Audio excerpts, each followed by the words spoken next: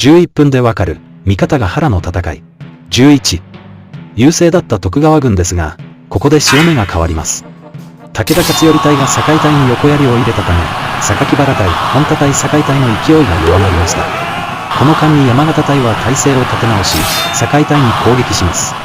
これを見ていた信玄は小荷田部隊に、堺隊に横槍を入れるよう命じます。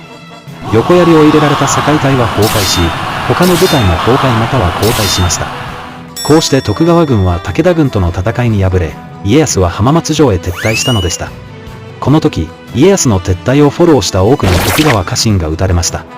この戦いで武田軍は、本隊を含め後方の部隊を動かしていませんでした。武田軍は圧勝したと言っても過言ではないでしょう。